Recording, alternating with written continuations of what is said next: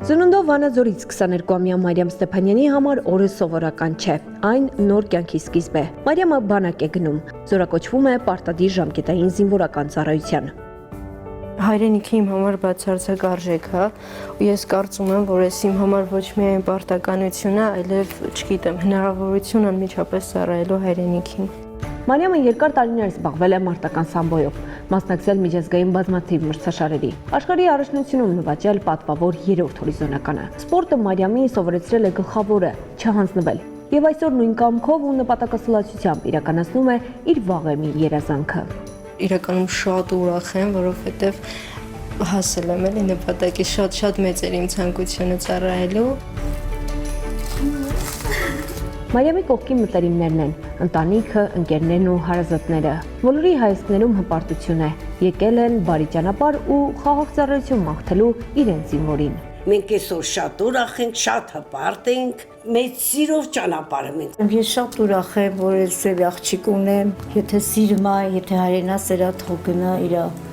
ցանկությունով ծառայի։ Չեմ կարծում, որ դժվարություններ կլինեն, պատվով կանցնեմ ամենայն դեպս ու ամենակարևորը կկոտրեմ այն կարծրատիպը, որ աղջիկները թույլ են, թույլ սեռ են։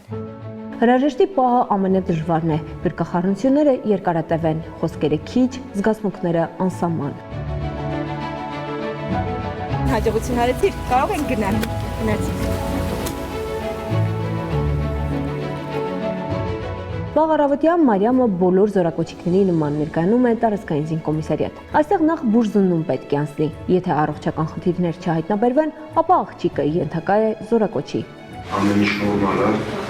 պատրաստել ծառայություն։ Մարիամի հետ բանակ է գնում նաև հարազատ քրոջ որդին, արտերկրից վերադարձած Հովհաննեսը։ Զինկոմիսարիատի բակում մեկը մյուսին ոգևորում է եւ քաջալերում։ Միասին են գնալու եւ մասնակցելու Հայաստանի Հանրապետության պետական սահմանի պահպանությանը։ Զգացողությունները աննկարագրելի է, մենք հիմա զինկոմիսարիատի տարածքում ենք,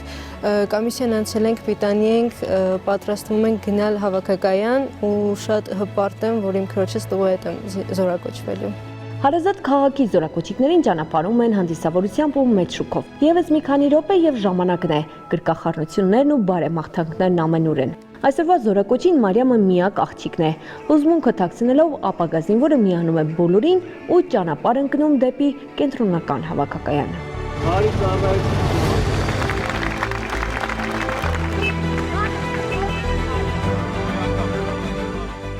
Կենտրոնական հավաքակայանում ըստ սահմանված կարգի զորակոչիկները կրկնակի հետազոտություն են անցնում, որից հետո ներկայանում են մանդատային հանձնաժողովին։ Ստուգվում են գիտելիքները եւ միայն դրանից հետո կարող են մասնակցել վիճակահանությանը։ Ստեփանյան Մարիամ։